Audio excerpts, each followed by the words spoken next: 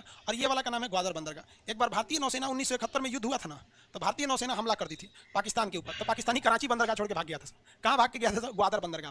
कहाँ भाग के गया? ग्वादर बंदरगाह। अभी पाकिस्तान ने ग्वादर बंदरगाह दे दिया है चाइना को। किसको दे रखा है? चाइना को। और चाइना ने यहाँ से एक सड़क बना लिया है जिसका नाम है चाइना पाकिस्तान इकोनॉमिक कॉरिडोर, जिसको शॉर्टकट में कहा जाता है CPEC, China Pakistan economic corridor. अब इसको देखिए क्या है, हमारी सॉफ्ट नीति क्या चीज़ है। यहाँ आपको थोड़ा अपनी सॉफ्ट नीति पे बहुत अजीब सा लगेगा। ये बंदरगाह का नाम बोलिए, ग्वादर बंदरगाह।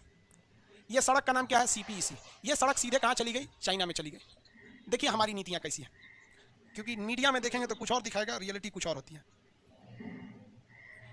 हमारे कश्मीर से होकर ये गुजरा है, POK से गुजरा है, लेकिन भारत सरकार इसे नहीं रोक पाई है, कभी नहीं रोक पाया। चाइना बना ले गया। लेकिन हम लोग, हिंदुस्तान के लोग, गलवान में अपनी सड़क बना रहे थे ना, तो चाइना घुस गया है अप्रैल से। सोचिए, अप्रैल से घुस गया कि तुम अपने जमीन में सड़क मत बताओ। मतलब वो साला इतना बड़ा सड़क बना के लेके चला गया और हम लोग नहीं रोक पाए। लोग समझा गया? हम लोग को क्या दिक्कत था? सीधी बात थी कि कोई भी देश यदि भारत की जमीन से कुछ नहीं करना था, संसद भवन में दिल्ली में एक प्रस्ताव पारित करना था, कोई भी देश यदि भारत की जमीन से अतिक्रमण करेगा, बिना हमारी पूछे इजाजत से सड़क ले जाएगा, तो हम उससे व्यापार नहीं करेंगे। तो पाकिस्तान से और चाइना से व्यापार वैसे ही ठप हो जाता है। या तो तुम रोको, या तो व्यापार रोको, कोई एक रोको। लेकिन ना हमारे पगड़ी वाले मनमोहन सिंह रोक पाए, जो सन ऑफ सरदार थे, 1.25 लाख से एक लड़ावा, ना हमारे 56 इंच वाला रोक पाए। लोग आई कोनो ना रोक पाएगा। समझा गया? देखिए, चाइना और पाकिस्तान से बदला एक ही शर्त पे लेगा, जब कोई युवा 30 साल 25 साल की उम्र का जब प्रधानमंत्री बनेगा ना, बस उसको 1 महीना के लिए बना दो भाई, 1 महीना में उलटा देगा। सोचा CPEC रहे चाहे ना रहे भाई, बहुत अजीब सा लगता है। हमारे देश से तुम कैसे ले आ गए? ये दिखाता है कि उन लोग की विदेश नीतियां कितनी स्ट्रिक्ट है चाइना की, और हम लोग को उलझा के रखता है। वो इतना उलझा देता है कि आप उधर सोच भी मत कीजिए। तो CPEC किन दो देशों को जोड़ता है? चाइना पाकिस्तान को। ये जोड़ देने से भारत के लिए एक बहुत ही बड़ा, बहुत मतलब क्या कहिएगा, एक बहुत जोर का झटका लगा इसको जोड़ने से। कैसे? देखिए, अरे भाई सीधा हो जाओ। तिरछा है, तिरछा है कि सीधा? तिरछा अभी भी है, सीधा हो गया। देखिए बाबू, यहाँ जब ये सड़क नहीं बनी थी तो चाइना के पास एक सरदर्द था कि चाइना को अपने जितने भी व्यापार करने थे वो इस रास्ते से करता था। इसलिए उसको हमेशा एक बात का डर लगा रहता था कि जब कभी भी अगर भारत से युद्ध होगा तो भारत इस रास्ते में हमारे जितने भी नेवी के रास्ते उन्हें ब्लॉक कर देगा।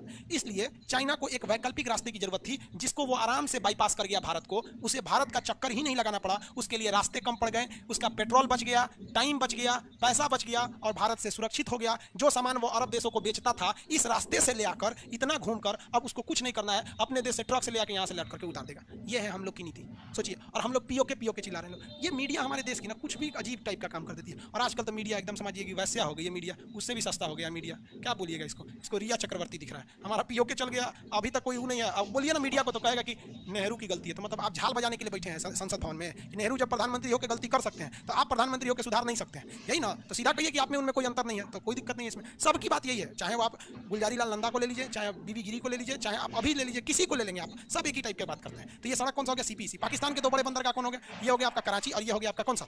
ग्वादर। अब जरा देखो, ये जो हमारे संसद में बैठे हैं ना, ये ससुरे इतिहास नहीं पढ़ते हैं सर, और ना ही इनको नॉलेज है। याद करो बाबू आप लोग, चाइना, अमेरिका हम्बनटोटा बंदरगाह लेने जा रहा था कि नहीं लेने जा रहा था? हम्बनटोटा बंदरगाह ले रहा था, लेकिन भारत ने क्या घुसा दिया यहाँ पर? बताइए, नाम बताइए फटाफट। LTTE। भारत ने क्या घुसा दिया? LTTE यहाँ आके इतना खरमंडल मचाया, यहाँ से अमेरिका चला गया कि नहीं चला गया? चला गया यहाँ से। अब बताओ, हम वही हिंदुस्तानी हैं जो 1971 में इंदिरा गांधी कर सकती थी। जब यहाँ सड़क बना रहा था तो भारत सो रहे थे उस वक्त, हमारे जो सिक्योरिटी एडवाइजर लोग थे, लोग वो सो रहे थे। जब आपको पता है कि ये वाला एरिया बलूचिस्तान ऑलरेडी अशांत एरिया है, तो खरमंडल मचा दो, पाकिस्तान को सीधा कर दो। या तो तुम्हारा ये सड़क रहेगा और या तो तुम्हारे लिए बलूचिस्तान रहेगा, कोई एक देख लो। तो ना हम लोग को तो ससुरा अभी बिहार में चुनाव है, इसके पहले मध्य प्रदेश में था, उसके बाद 2024 के चुनाव का अभी से तैयारी चालू हो रहा है। सोचिए, देखिए ना, फेसबुक पे ग्रुप बन गया सब पार्टियों का। कांग्रेस के लिए अलग बन गया कि 24 में जिताना है, BJP के लिए अलग बन गया, सबका अलग से बन गया। 24 में देश कहाँ जाएगा किसी को मतलब नहीं। आप खुद सोचो बाबू कि जब हमारी इंदिरा गांधी अमेरिका को बंदरगाह नहीं देने दी, श्रीलंका में घुस के तबाही मचा दी, तो हम पाकिस्तान में घुस के कहीं नहीं मचा दिए थे, नहीं मचा पाए थे। यही चीन है जो नेपाल से भगा दिया था अमेरिका को, हम वही भारत है जो यहाँ से भगा दिए थे, लेकिन यहाँ से नहीं भगा पाए।